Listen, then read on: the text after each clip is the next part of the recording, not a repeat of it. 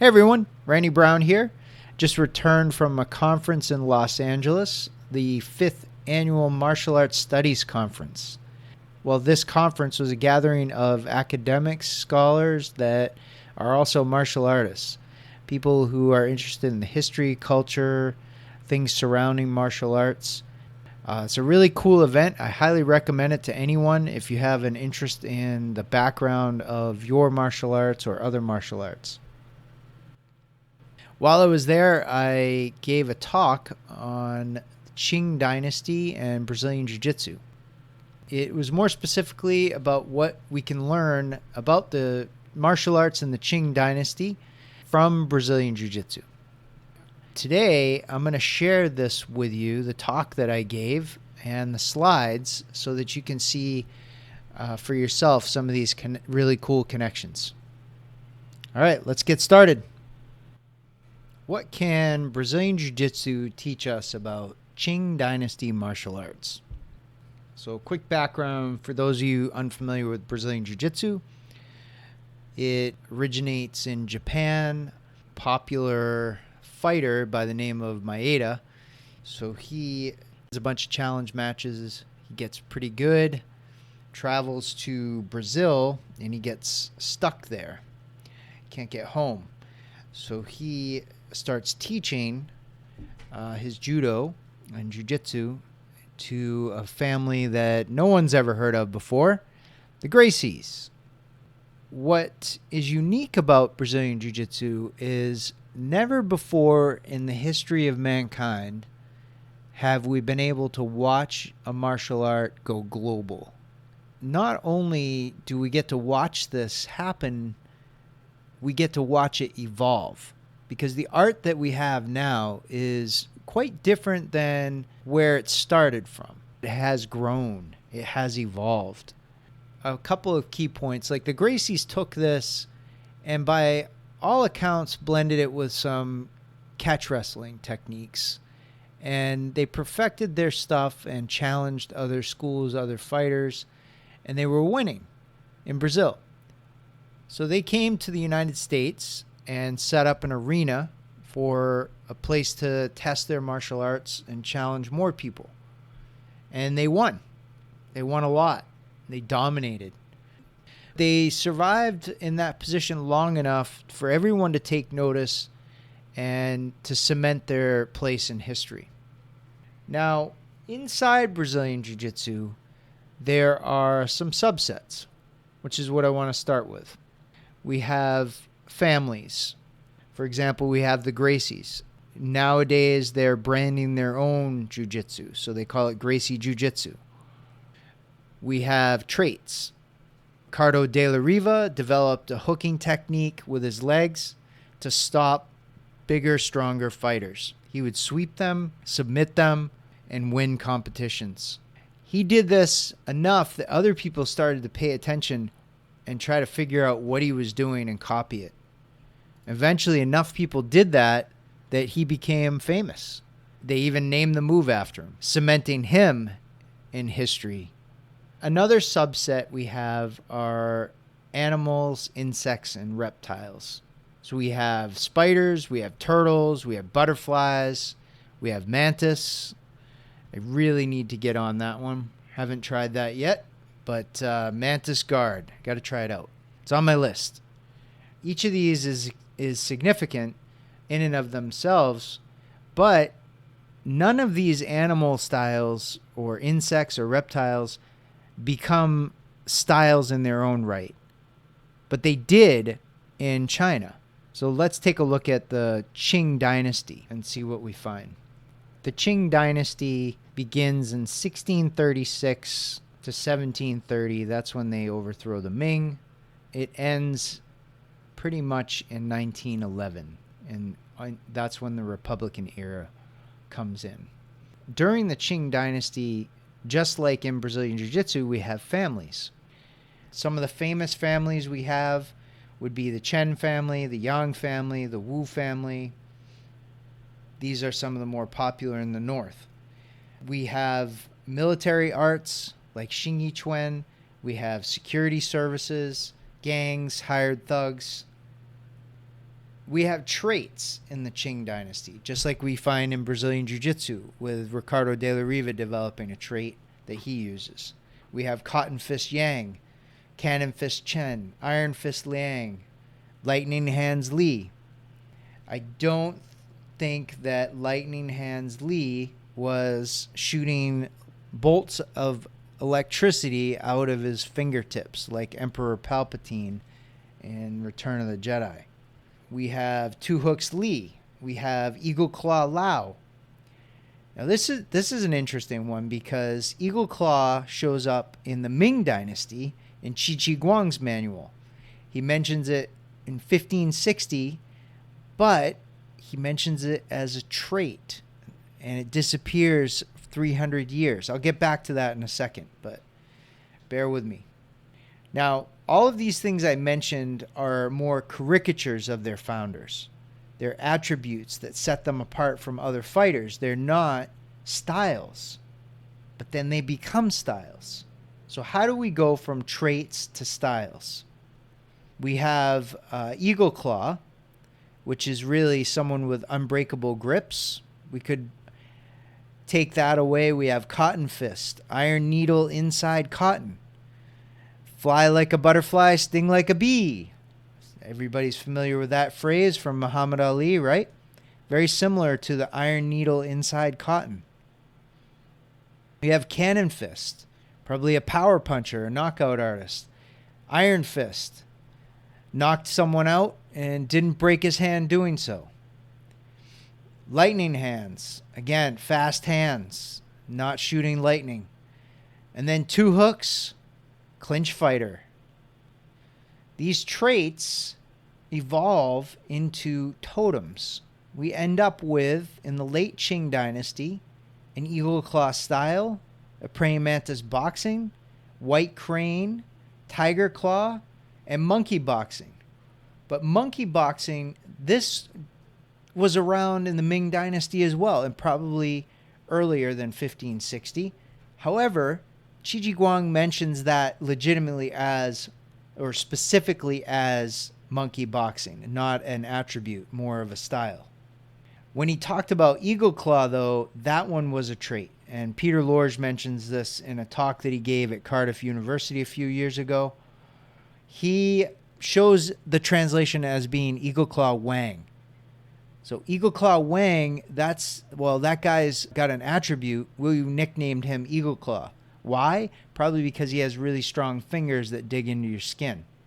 So it makes sense that there's more than one person that can be called Eagle Claw, and we have this 300-year gap between Eagle Claw Wang and when the Eagle Claw style shows up. Now, what does Eagle Claw, Praying Mantis, White Crane, and Tiger Claw, what do they all have in common? They all have a murky past and untraceable roots. What do I mean by that? Well, when you trace their histories back from present day, you can find actual practitioners, fighters, teachers, and then in the 1800s, it's a hard stop. It hits this ethereal wall in the historical records. And prior to that, they all credit their styles to a monk, a deity, a temple, a fictional hero, or a famous general. This is a byproduct of the Republican era in the early 1900s. We can find evidence of this from Dr. Ben Judkins. He translated some of Xiang Kairen, the author of a serialized column in the newspaper that became famous throughout China. And these stories that he was telling in the newspaper actually laid the framework for the Hong Kong movie plotlines later, which ironically, Xiang was complaining about other teachers in the 1920s adding revisionist history to their martial arts to try to make them stand out. There was so much competition in the South, for example, between teachers that they had to start trying to make stuff up. Hey, my style came from Buddha. Hey, my style came from Shaolin Temple. Hey, my style came from some famous general, in order to get practitioners to study with them. So why did these styles exist? Why did they show up? What happened that these animals became styles, but they don't in BJJ? Here we could see a picture of Holly doing a spider guard on Carrie, and she's doing a sweep from spider guard more specifically. But we don't have a spider style in BJJ. We don't have a butterfly style. So let's look for some clues in what was going on in the Qing Dynasty. I would make a case for a common tongue. You can walk into any Brazilian Jiu-Jitsu school around the world and be able to communicate. Even if you don't speak the same language, you can still communicate. Everyone knows what close guard is versus open guard. Everybody knows what a sweep is. They all know what a submission is. And they know what tapping out means. From there, you could build a communication platform. And I believe that China in the Qing Dynasty, before the Republican era, had the same. Dr. Green calls this a common vernacular. What do I have to prove this? Let's look at this slide. There's two pictures here. On the left, from the year 2000, I was doing a style known as Walam praying mantis. Now, this move was in a form, and I was completely clueless as to what it did. My teachers didn't know. No one knew what the application was. But it looks cool. On the right, 18 years later, mystery solved. Figure out what the move does. How? One of my students, Vincent, travels to Mongolia to do Mongolian wrestling. While he's there, he meets a native wrestler, and this is one of the guy's signature moves.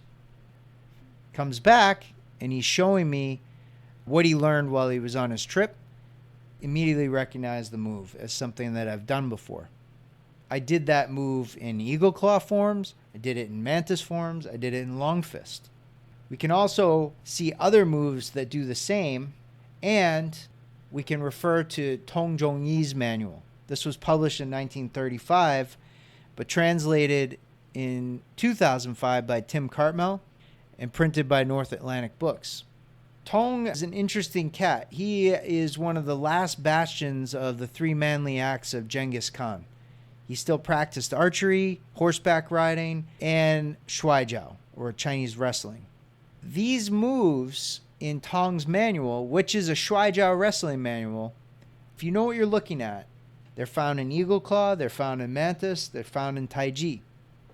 So I believe that Chinese boxing as a whole was a thing. Just like judo is, jiu-jitsu is, Brazilian jiu-jitsu. I think that there was a common pool of knowledge. Not everybody did the same techniques, obviously, but people recognized that guy does these punches, these kicks, or this series of throws are his arsenal.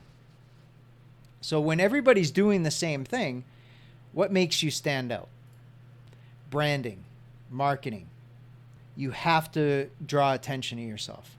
Now, it's important to remember that prior to this branding phase, the 1850s, early 1900s, were chaos incarnate in China. There were epic levels of violence. You had catastrophes through and through, mass destruction, some caused but man-made, and some by natural causes. You can read the works of Douglas Wiley, Brian Kennedy. You can see them mention this. And I knew about it, but I didn't have any idea on the scale. That's not their fault, because it wasn't the focus of their books to discuss those events in detail. When you start to dig into what was really going on, the surroundings were horrific. It was unbelievable.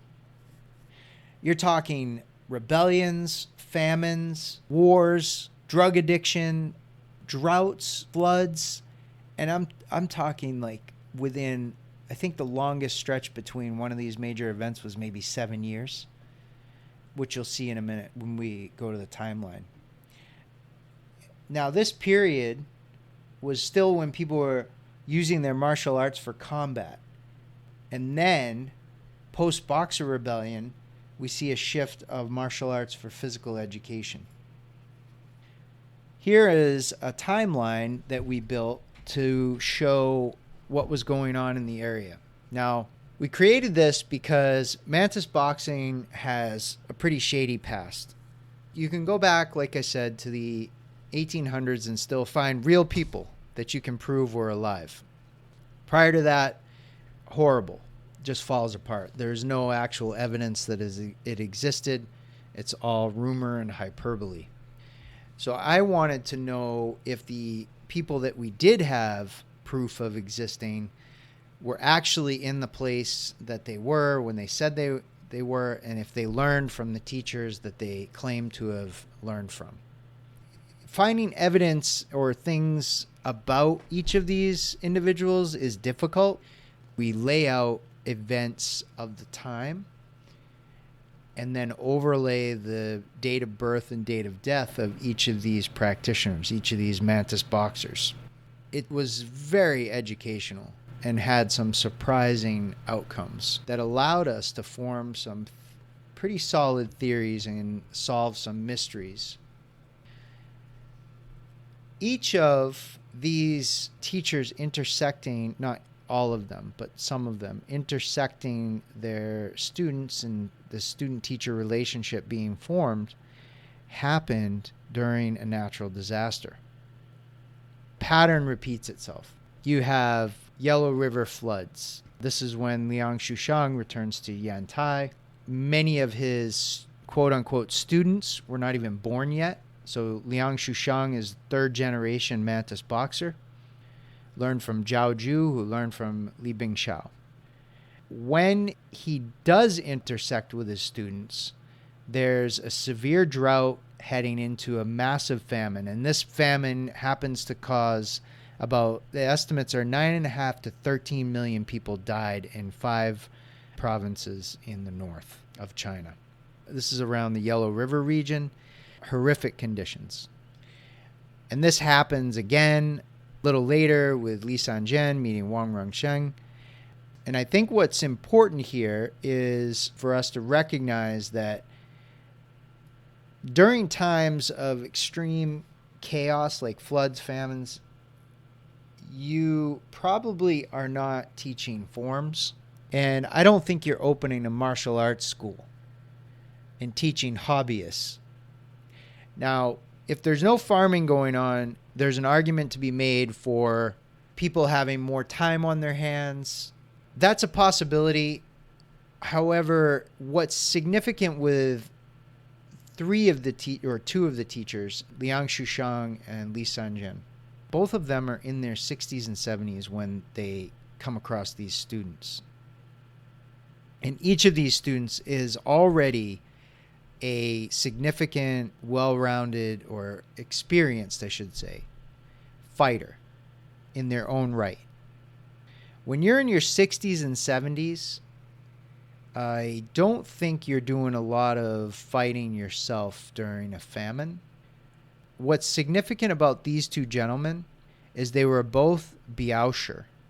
Laurent Chercop-Reyes, he did an amazing paper called Merchants, Brigands, and the Biaoju. The Biaoju are security escort services started by the Dai family, which is where Xing Yi comes from. The Dai family used this to train their guards. A Biaosher is an escort master. These are the guys that were responsible for teaching the guards and running the caravans. They would have a crew with them. Here's two experienced Biaosher, well-renowned in their areas. People know their names. And these famines, floods are happening. Millions of people are dying. Crime is through the roof. It's not like it is today. You can't travel in between towns with any sort of valuables and expect that you're not going to get harassed by bandits. Security is something that we take for granted now, but not necessarily during this time. So if you are this famous fighter, but you're old, and you see the writing on the wall, you see these disasters about to happen, or you're in the midst of it, You're not teaching for sport. You're not teaching for fun. What are you doing? You're circling the wagons. You're trying to figure out, how am I going to protect my family, my assets? How are we going to stay fed? How are we going to survive? So what do? You go to the market where you meet other martial artists and fighters, and you grab young 20-something boxers and you come to an agreement. You make an arrangement. They protect you and your family. You show them some of the stuff that you've learned in your lifetime. And as part of the trade, they get to claim you, this famous Biaosher, as their teacher. Each of the people in the generation following these guys gave up their prior teachers, and they used these two as they made claim to these two. Why is that a big deal? For humans, names mean something. As an example, in modern time, let's say, now he doesn't coach, but let's say he did, Mike Tyson. Let's say Mike Tyson coached people. And you met somebody and they said, yeah, I learned from Mike Tyson. You would take a step back. You what? You learned from Mike Tyson? Whoa. Even if that guy doesn't look like they train with Mike Tyson, you have to stop and ask yourself, if they know half of what Tyson knows or can do, you need to give them a wide berth. That person's reputation gives you credit as their student. So when you're in your young 20s, this can mean a lot to you. But we're doing martial arts in this time period out of necessity, not necessarily a luxury, in my opinion. If we look here, we can see when the rebellion takes place and we move from Boxer Rebellion time period in the late 1800s early to 1901, and we head into the Republican era 10 years later. This Boxer Rebellion had a significant effect on Chinese martial arts. It was a series of uprisings, yes, but it was discontent towards Western powers encroaching on China, on religion, foreign religions taking over. There are some really good books on it. You can look at it in more detail. To my point, what I want to bring up is this fractured people's motivation for doing martial arts. They crumbled. After this, the Qing military was trying to westernize and use modern firearms, use modern military tactics after they had just been defeated by the Western powers yet again, and humiliated. We see a shift in China from martial arts for combat to martial arts for physical education. As nationalism rises and China is trying to combat its appearance to the rest of the world, where they're being called the sick men of Asia due to opium addiction and people starving. So now the Chinese Qing Dynasty and then the Republican government want to use martial arts to strengthen the populace. We see this by the creation of the Jingwu and the Nanjing Guoshu Institute. Both are using martial arts as a form of physical education. We fast forward to the communist era in the 1950s, and we see the creation of a communist wushu committee where they create Chinese martial arts forms to represent each of the major styles in the North and South. Some of them get generalized and lumped in, like long fist is kind of an amalgamation of a bunch of different styles in the North, something that just represents a lot of different arts. I think it's evidence that there were a lot of commonalities, so we can lump it in. They had a southern fist, they have eagle claw, mantis, xingyi, taiji chuan, bagua, which I would argue, had those styles not shown up in Jingwu, they probably wouldn't have ended up on the wushu radar, because there's a lot of other styles that didn't make the cut and did not get represented independently.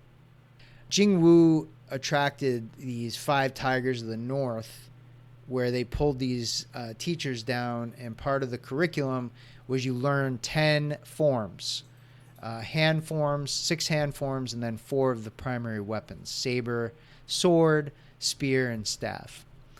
If you finish those 10 forms, you could then go on to specialize in one of the 5 others, like Xing Chuan, Bagua, Taiji Chuan, Eagle Claw, Praying Mantis Boxing.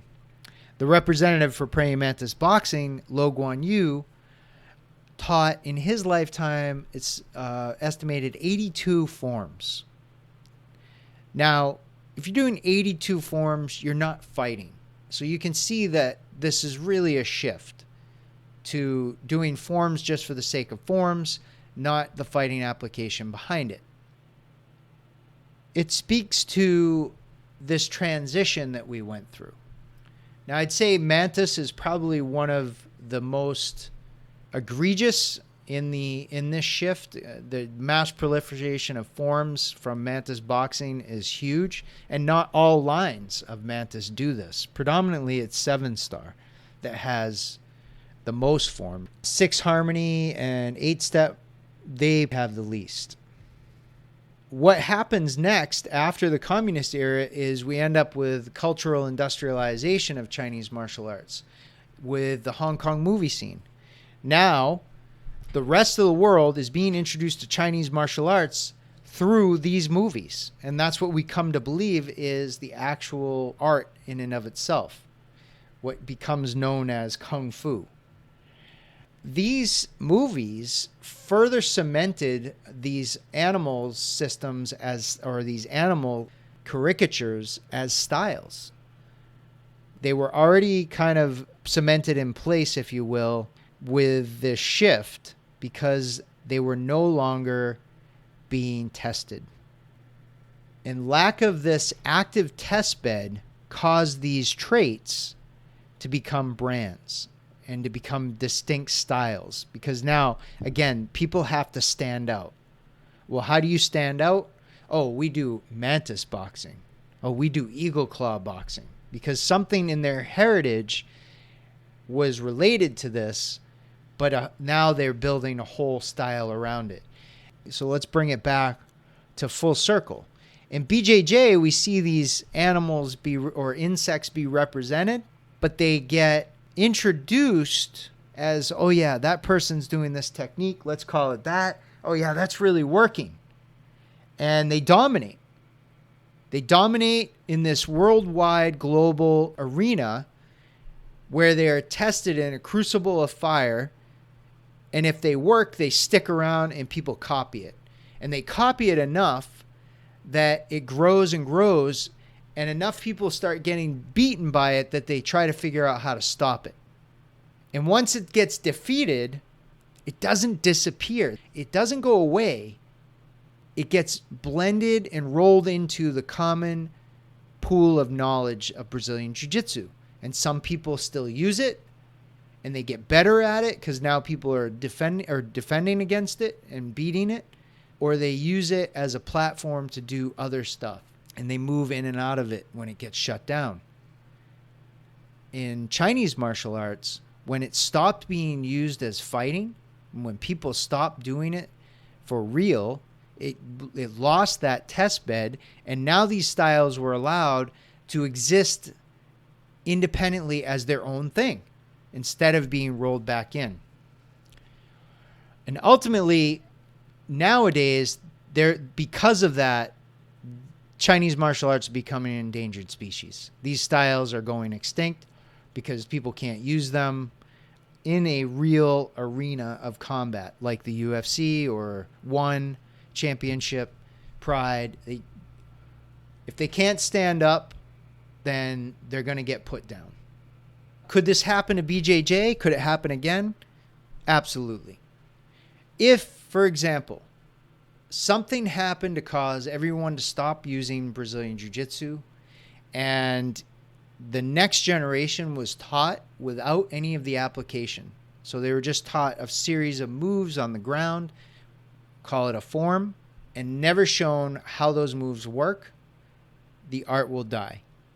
One generation. That's all it takes. And now it starts to be taught to the second and third and fourth generation as forms. Then you would start to see these styles appear in BJJ. Oh, those guys, they do spider style. And those guys, they use butterfly style. That they use turtle style. I definitely think you would see this happen again, and you would see this rebranding to make people stand out if Brazilian Jiu-Jitsu stopped being taught as a fighting art.